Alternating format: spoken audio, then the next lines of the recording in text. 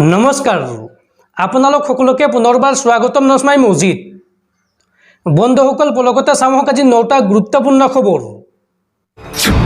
প্ৰথমটো খবৰ, বিজেপি চৰকাৰক পুনৰ খুৰদাৰ সমালোচনা বিধায়ক অখিল গগৈয়ে মন্তব্য কৰি কয় যে হিমন্ত চৰকাৰে মুছলমান মানুহক কেতিয়াও ভূমিৰ পট্টা নিদিয়ে। অসমৰ কোনো ঠাইতে মুছলমান মানুহে মাটিৰ পট্টা নাপায়। হিমন্ত চৰকাৰক এই বুলি কটাক্ষ বিধায়ক অখিল গগৈৰ। হিমন্ত চৰকাৰে মুছলমান মানুহক কেতিয়াও ভূমিৰ পট্টা নিদিয়ে।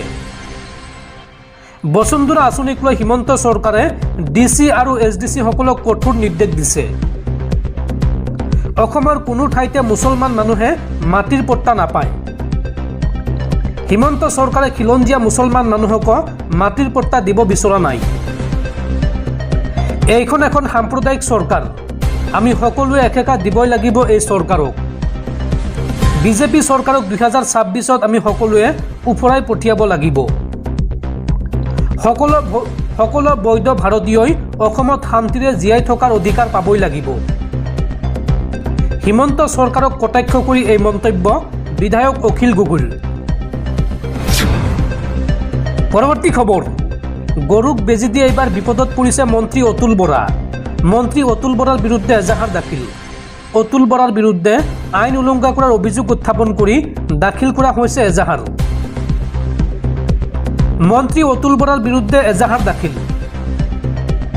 গৰুক বেজী দি এইবাৰ বিপদত পৰিছে মন্ত্ৰী অতুল বৰা।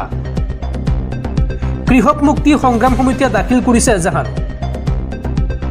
বানৰ কবলত পৰা জীৱ জন্তুক পৰিদৰ্শনৰ বাবে গৈছিল মন্ত্ৰী অতুল বৰা আৰু সেই সময়ত পশু চিকিৎসা শিবিৰত নিজ হাতে পশুধনক চিকিৎসা কৰিছিল মন্ত্ৰীগৰাকীয়ে। আৰু অতুল বৰাৰ বিৰুদ্ধে চিকিৎসাৰ ডিগ্ৰী নথকাকৈ পশুক অত্যাচাৰ কৰাৰ অভিযোগ উত্থাপন কৰিছে কৃষক মুক্তি সংগ্ৰাম সমিতিয়ে। অতুল বৰাৰ বিৰুদ্ধে আইন উলংঘা কৰাৰ অভিযোগ উত্থাপন কৰিছে সংগঠনটোৱে। সেই হেতুকে গোলাঘাট আৰক্ষী থানাত মন্ত্ৰীগৰাকীৰ বিৰুদ্ধে এজাহাৰ দাখিল কৰা হৈছে। পৰৱৰ্তী খবৰ, নাগৰিকত্ব সংশোধনী আইন চমুকৈ কাক লৈ ডাঙৰ খবৰ। অথলে গ'ল ৰাজ্যবাসীৰ সকলো আপত্তি প্ৰতিবাদ। নাগৰিকত্ব সংশোধনী আইনত চিল মাৰিলে দিছপুৰে। অৱশেষত কাত চিলমোহৰ মাৰিলে দিছপুৰে। বৰাকত দিয়া নিৰ্বাচনী প্ৰতিশ্ৰুতি ৰক্ষা কৰিলে মুখ্যমন্ত্ৰী হিমন্ত বিশ্ব শৰ্মাই। হিন্দু অনুপ্ৰৱেশকাৰী গোচৰৰ বিচাৰ এতিয়াৰে পৰা নচলিব বিদেশী ন্যায়াধিকৰণত। 2015 পূৰ্বে ভাৰতত প্ৰৱেশ কৰা হিন্দু অনুপ্ৰৱেশকাৰীৰ বাবে এই ব্যৱস্থা গ্ৰহণ কৰা হৈছে আৰু এই মৰ্মে অসম আৰক্ষীক নিৰ্দেশ দিছে ৰাজ্যৰ গৃহ বিভাগে। নিৰ্বাচনৰ কালত বৰাকত মুখ্যমন্ত্ৰী হিমন্ত বিশ্ব শৰ্মাই দিছিল এই প্ৰতিশ্ৰুতি। 6 মাহৰ ভিতৰত শৰণাৰ্থীৰ নাগৰিক সমস্যাৰ সমাধানৰ দিছিল প্ৰতিশ্ৰুতি। হিন্দু শৰণাৰ্থীৰ বাবে এনে ব্যৱস্থাৰ নিৰ্দেশ ৰাজ্য চৰকাৰৰ। গৃহ ৰাজনৈতিক বিভাগৰ সচিবে এই মৰ্মে প্ৰেৰণ কৰিছে পত্ৰ। যোৱা 5 জুলাইত এই পত্ৰত স্বাক্ষৰ কৰিছে সচিব পাৰ্থপ্ৰতিম মজুমদাৰে আৰু অসম আৰক্ষীৰ সীমান্ত শাখালৈ এই পত্ৰ প্ৰেৰণ কৰিছে মজুমদাৰে। দৰ্শকসকল, আৰু বহুতো গুৰুত্বপূৰ্ণ খবৰ আছে। তাৰ আগতে আপোনাক জনাওঁ যে যদি আপুনি এতিয়ালৈকে এইটো ভিডিঅ'ত লাইক কৰা নাই তেন্তে এতিয়াই ভিডিঅ'টোত লাইক কৰি দিয়ক আৰু এনেকুৱা ধৰণৰ ভিডিঅ'সমূহ নিতৌ চাবলৈ চেনেলটো ছাবস্ক্ৰাইব কৰি কাষত থকা বেল আইকনটো প্ৰেছ কৰি ৰাখক। পৰৱৰ্তী খবৰ, সাৱধান ৰাজ্যবাসী। আগন্তুক 3 দিনলৈ ৰাজ্যত নহয় বৰষুণ। ভয়ংকৰ হিট ৱেভৰ এলাৰ্ট জাৰি। আগন্তুক 3 দিনত প্ৰচণ্ড গৰমে দহিব ৰাজ্যবাসীক। এই আগজাননী বতৰ বিজ্ঞান কেন্দ্ৰৰ। পৰৱৰ্তী খবৰ, অন্তিমখন মেচতো জিম্বাবৱেৰ বিৰুদ্ধে জয়লাভ ভাৰতৰ। 42 ৰানৰ ব্যৱধানত জিম্বাবৱেক পৰাস্ত কৰি 4-1ত শৃংখলা দখল টীম ইণ্ডিয়াৰ। শৃংখলাৰ অন্তিমখন মেচত পুনৰ ভাৰতৰ জয়লাভ। জিম্বাবৱেৰ বিৰুদ্ধে 42 ৰানত জয়লাভ কৰিলে টীম ইণ্ডিয়াই। 168 ৰানৰ লক্ষ্য বান্ধি দিছিল ভাৰতে আৰু ইয়াৰ প্ৰত্যুত্তৰত 18.3 অভাৰত 125 ৰান কৰি অল আউট জিম্বাবৱে দল।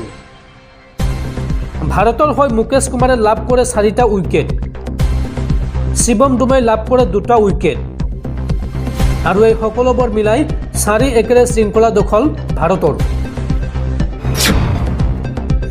পৰৱৰ্তী খবৰ, আমেৰিকাৰ ৰাষ্ট্ৰপতি জো বাইডেনক পিছ পেলাই এইবাৰ এক্সত বিশ্বৰ সৰ্বাধিক ফলোৱাৰ থকা ৰাজনীতিবিদ হিচাপে পৰিগণিত হ'ল প্ৰধানমন্ত্ৰী নৰেন্দ্ৰ মোদী। ছ'চিয়েল মিডিয়াত প্ৰধানমন্ত্ৰী নৰেন্দ্ৰ মোদীয়ে নিজৰ নামত আন এক কৃতিত্ব অৰ্জন কৰিছে। প্ৰধানমন্ত্ৰী নৰেন্দ্ৰ মোদীয়ে ছ'চিয়েল মিডিয়া প্লেটফৰ্ম এক্স পূৰ্বৰ টুইটাৰত 10 কোটি ফলোৱাৰ লাভ কৰিছে আৰু তাৰ পিছতে মোদী হৈ পৰিছে বিশ্বৰ সৰ্বাধিক অনুসৰণ কৰা ৰাজনীতিবিদ। দেওবাৰে এই কৃতিত্ব অৰ্জন কৰে প্ৰধানমন্ত্ৰী নৰেন্দ্ৰ মোদীয়ে। এক্স অৰ্থাৎ পূৰ্বৰ টুইটাৰত 10 কোটি অৰ্থাৎ 100 মিলিয়ন অনুগামী থকা বিশ্বৰ প্ৰথমজন ৰাজনীতিবিদ হোৱাৰ অভিলেখ কৰে প্ৰধানমন্ত্ৰী মোদীয়ে। এই তালিকাত মোদীৰ পিছত আমেৰিকাৰ ৰাষ্ট্ৰপতি জো বাইডেনৰ নাম আছে। এক্সত মাৰ্কিন ৰাষ্ট্ৰপতি জো বাইডেনৰ 38.1 মিলিয়ন ফলোৱাৰ আছে। যদি কেৱল ভাৰতৰ প্ৰেক্ষাপটৰ কথা ক'বলৈ যাওঁ তেন্তে মোদীৰ আশে-পাশে আন কোনো ৰাজনীতিবিদ দেখা পোৱা নাযায়। লোকসভাত বিৰোধী আৰু কংগ্ৰেছৰ প্ৰবীণ নেতা ৰাহুল গান্ধীৰ এক্সত ফলোৱাৰ আছে 26.4 মিলিয়ন। দিল্লীৰ মুখ্যমন্ত্ৰী অৰবিন্দ কেজৰিৱালো ৰাহুল গান্ধীৰ আগত, তেখেতৰ 27.5 মিলিয়ন ফলোৱাৰ আছে আৰু সমাজবাদী পাৰ্টীৰ নেতা অখিলেশ যাদৱৰ এক্সত 19.9 মিলিয়ন ফলোৱাৰ আছে। পৰৱৰ্তী খবৰ, বিজেপিত আৰম্ভ হৈছে খহনীয়া।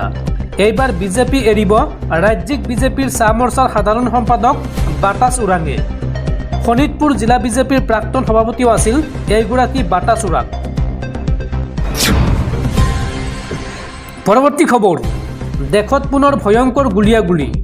এইবাৰ সন্ত্ৰাসজৰ্জৰ মণিপুৰত নিৰাপত্তাৰক্ষীৰ সৈতে সন্ত্ৰাসবাদীৰ ভয়ংকৰ সংঘৰ্ষ আৰু এই সংঘৰ্ষত শ্বহীদ হৈছে এগৰাকী CRPF জোৱান। দেওবাৰে মণিপুৰৰ জিৰিবামত CRPF আৰু ৰাজ্যিক আৰক্ষীৰ সংযুক্ত দল এটাক অস্ত্ৰধাৰী দুষ্কৃতিকাৰীয়ে এম্বুছ কৰাৰ ফলত এজন কেন্দ্ৰীয় সংৰক্ষিত আৰক্ষী বাহিনী চমুকৈ CRPFৰ জোৱান নিহত হয় আৰু আন 3জন জোৱান আহত হয়।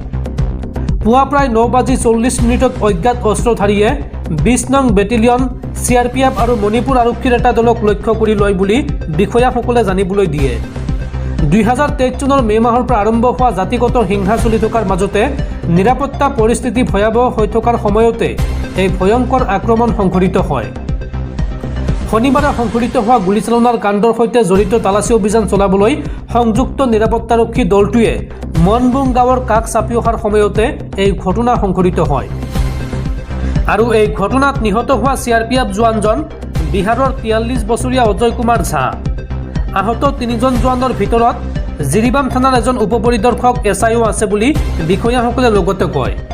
শেহতীয়াকৈ জিৰিবাম অঞ্চলত কেইবাটাও হিংসাত্মক ঘটনা সংঘটিত হৈছে।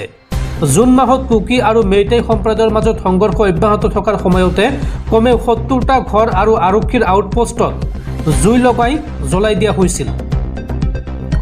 ইফালে দেওবাৰে মণিপুৰ আৰক্ষীয়ে ইম্ফল পূব আৰু পশ্চিম জিলাৰ পৰা অস্ত্ৰ-শস্ত্ৰ আৰু গোলা বাৰুদ জব্দ কৰাৰ কথা উল্লেখ কৰে।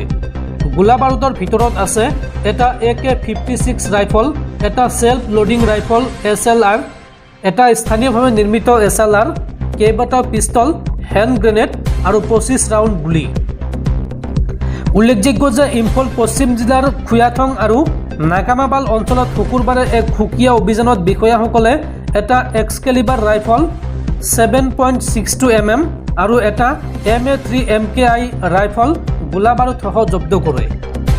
ইফালে যোৱা 12 জুলাইত ভাৰতীয় সেনাপ্ৰধান জেনেৰেল উপেন্দ্ৰ দ্বিবেদীক উত্তৰ পূবৰ ইষ্টাৰ্ণ আৰ্মি কামাণ্ডৰ অধীনত থকা সকলো কৰ্পছ ফৰ্মেশ্যন ভ্ৰমণৰ সময়ত মণিপুৰ আৰু ম্যানমাৰ সীমান্তৰ নিৰাপত্তা পৰিস্থিতিৰ বিষয়ে অৱগত কৰা হয়।